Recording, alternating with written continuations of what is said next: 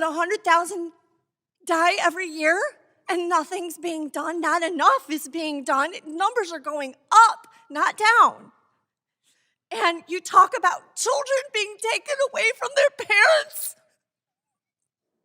My children were taken away from me. 100,000 Americans every year are having their children, 200,000 because it's both parents, right? Are having their children taken away from them. This should not be politicized. It's not about race. Fentanyl doesn't care about race. You talk about welcoming those crossing our border, seeking protection. You're welcoming drug dealers across our border. You're giving them protection. You're not protecting our children. I'm in support groups on Facebook where there's thousands of parents who have lost their children. Every day, faces are added. It's dehumanizing. It's demoralizing. There's parents who are, they paint the chairs purple, and they kind of make shrines for their children. And I see those purple chairs because purple is the, color for a drug death. And I don't use the term drug overdose because this was not an overdose. This was murder. My children got fake Percocets that were fentanyl. There was no Percocet in it at all. And it's a homicide, not overdose. But they have these purple chairs. And I saw that and I thought, I don't ever want to have purple chairs. I don't need a reminder. I don't want to remember my sons for how they died. I want to remember them for how they lived. But I'm here testifying today because there are other people who need to remember. I don't need a purple chair in my house. Congress needs a purple chair. The White House needs a purple chair to never forget about all those who are being slaughtered. This is a war. Act like it. Do something. My son, Kyler, shortly before he died, this is what he wrote. And I want to share their writing so they can have a chance to testify.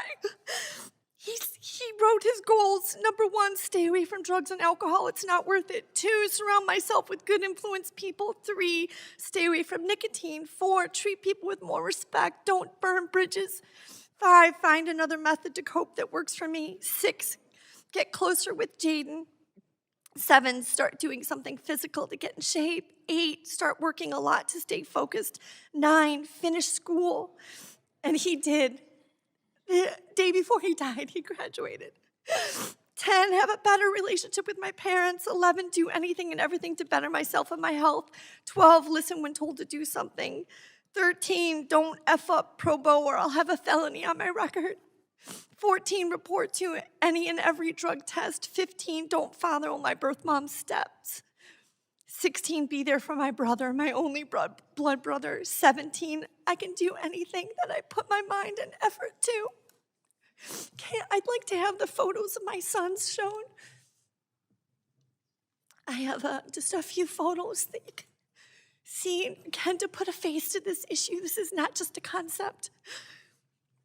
We also found Caleb's testimony he wrote out weeks earlier because he wanted to start speaking in schools and to tell other kids why not to do drugs, why not to ever try it. He said, my name is Caleb Kiesling. I'm 20 years old. I have dabbled in drugs. I've never touched crack, meth, or heroin as I have grown up watching my birth mother ruin her life and watch all her friends pass away from heroin overdoses. And I've also growing up hearing how destructive those 3 substances are, so I've stayed away from them and do not see myself ever trying them. Again, he thought he was safe. He didn't want to die. He says, I was an athlete. I played soccer from a young age all the way up until my junior year. I got A's in school, was student council president, and ended up graduating early. And I've held a full-time job since I was 16 years old. I'm extremely intelligent. I have my parents to thank for that, as they stressed I keep my nose in a book, teaching me that knowledge is true power and is the only thing nobody can ever take from you. Before I got caught, I had already realized that my life needed to change. I'd been in the process of signing on with the Navy. I scored in the 90th percentile on the PCAT test. I have too many routes available to me not to succeed. So even if the military is in my path, I'm gonna have a good future. I can feel that in my bones. I'm built to succeed, and my issues have only made me stronger. My shortcomings don't even begin to define who I am, and don't even begin to speak to what I've been through and overcame. I can only claim just a little credit for it because it's by the Lord's grace and protection that I'm alive and here to tell my story. He has watched over my whole life, even when I refused to accept his presence and existence. Rebecca, we're gonna need to move to our next witness. Okay, I know you're. I can't imagine. None of us here can imagine. I'm so sorry, but there will be questions, and you'll get to share more in a moment. Okay. Okay.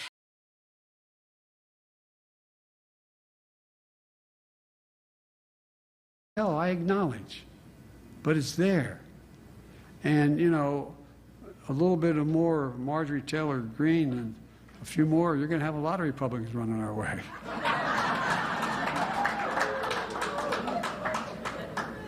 Isn't she amazing? Oof.